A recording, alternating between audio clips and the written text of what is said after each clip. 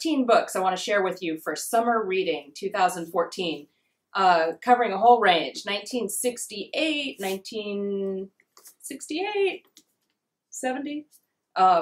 This is 1968, actually. I happen to have picked all my old ones first. Expat stuff, synesthesia stuff, and post-apocalyptic dystopian stuff, young adult. I've got a whole range to keep every stay-at-home mom who might now be at home with kids who've come home from school happy during their escape time. So beach reads, swimming pool reads, and a little intellectual stuff too. So that's what I'm going to tell you all about. All right, I'm starting with The Wall by Marlen Haushofer, Haushofer. Austrian writer, one of the most popular Austrian writers. This is from 1968, and it's a post-apocalyptic dystopian novel about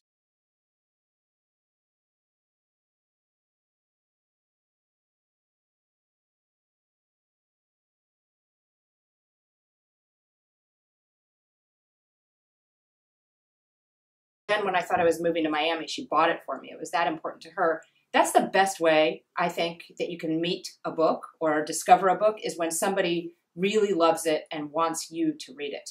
I think you learn a lot about that friend as well as about that book. And this was fantastic. I've described it as sort of like the other side of the road. If you like Cormac McCarthy and you found that book interesting, then I would urge you to try this. It's a very different story, but there's a lot that's relatable if you found his novel an interesting one. So that's The Wall from Marlen Haushofer. I'm going to show you next about Frederick Exley's book, A Fan's Notes. This one I haven't read yet, but I'm really eager to read it. A friend of mine, new friend of mine named Margaret, who I met at the Sirenland Writers Conference in April, was carrying this book around with her, and I can't even count the number of other writers who noticed it and commented on it, that they had loved it, or they were eager to read it, or that it had meant so much to them that I finally thought, okay, I need to own a copy of that. And I just, this is also 1968, which is interesting. And I want to read you a Newsweek quote from the back of it, which I think is a pretty cool thing to say about a book. Jack Kroll, Newsweek, says, "A welcome reminder of what the basic business of literature and of living really is. All fans of art and life should read it." So that one I'm really eager to discover this summer. The next book I want to show you is Barbara Pym's Excellent Women. I've been compared to Barbara Pym with my fiction, and so I was really excited to find this gorgeous copy of it with an Orla Keeley designed cover. Fantastic. This was actually written in 1952, and I want to read you one quick endorsement from Jilly Cooper, because if somebody said this about my writing, I would be over the moon. It's the coolest thing ever. She says, "I pick up her books with joy, as though I were meeting an old dear friend who comforts me, extends my vision, and makes me roar with laughter." So that is a huge promise from Barbara Pym, and I can't wait to read her this summer.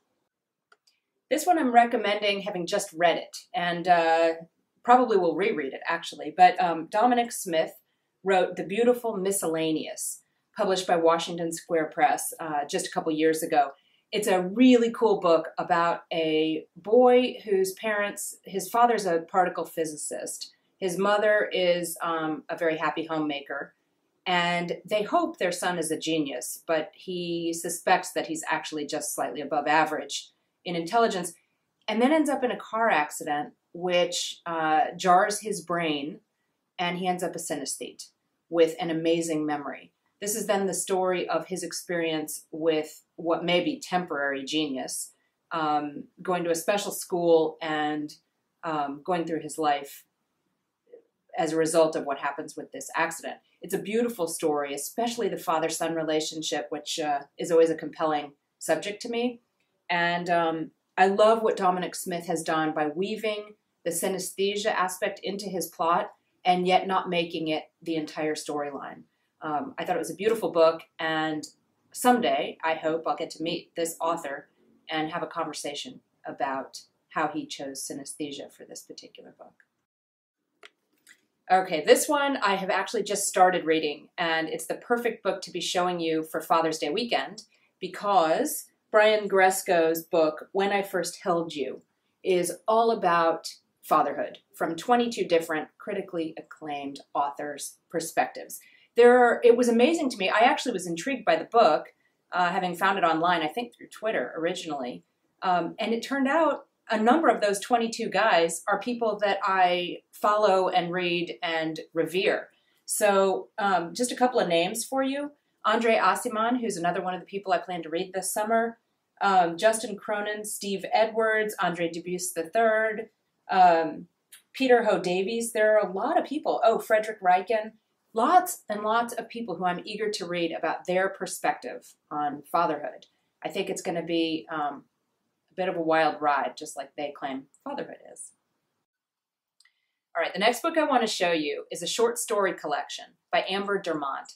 She has to be one of the favorite writers I have met, favorite people I have met in the past decade. She was one of my instructors at the Iowa Summer Writing Festival, and extremely generous, really, really smart, and her writing is exactly that too. Her debut novel came out last year, The Starboard Sea, with St. Martin's Press, and now Damage Control, which is a collection of short stories that predated the novel in many cases, is the one that I have lined up to read this summer. I just want to read you this endorsement from Marlen Robinson on the front because it really says what you'd want to know about Amber Dermont. With unflinching wit, Amber Dermont examines the harsh vicissitudes of life. There is a vibrant lucidity to her language, a daring music. I totally agree and can't wait to read this. So the next one I have to show you is Global Mom by Melissa Dalton Bradford. Melissa is a member of the Geneva Writers Group, and that's how I first came to know this book, and I'm really eager to read it. I've heard great things about it, and having met her, that's not a surprise. The tagline on the book is 8 countries, 16 addresses, 5 languages, 1 family. And when she introduced it to the Geneva Writers Group, she said all of those things about how many countries, how many moves, etc. And she then ended by saying, 1 great loss. I had a chance to speak with her in the parking lot at the press club later and learned what the loss was. I won't say anything else about it because I think you might want to read the book without knowing everything.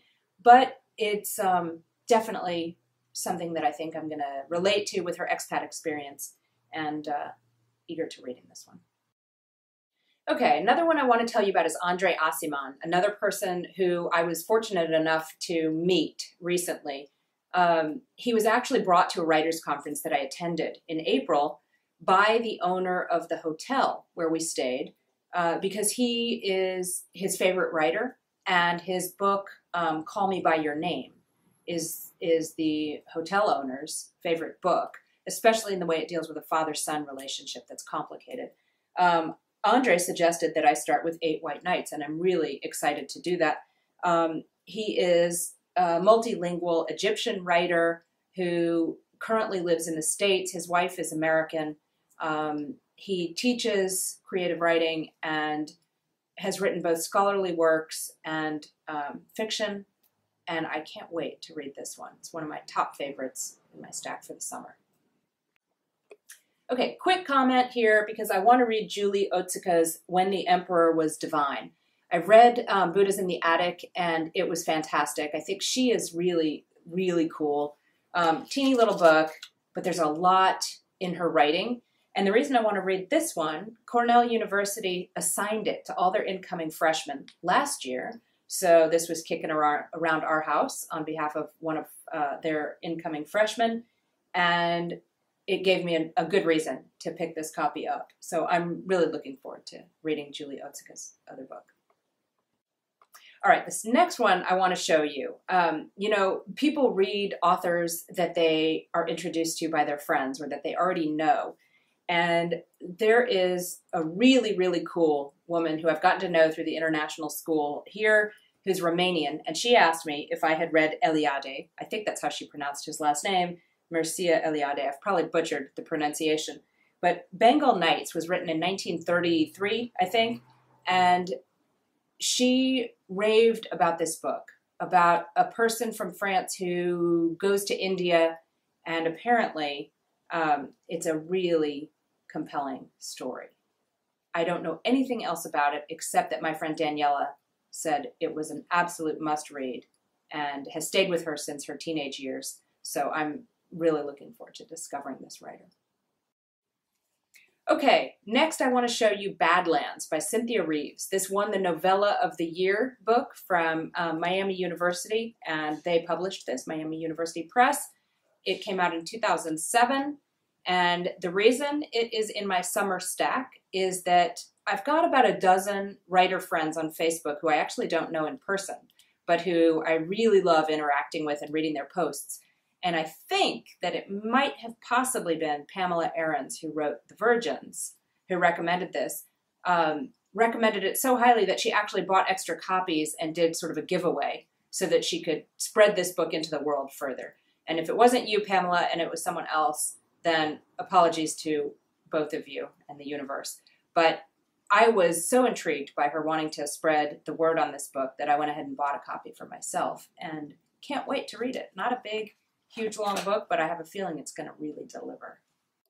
Okay, last but not least, I want to show you the next book I'm going to be reviewing for Necessary Fiction.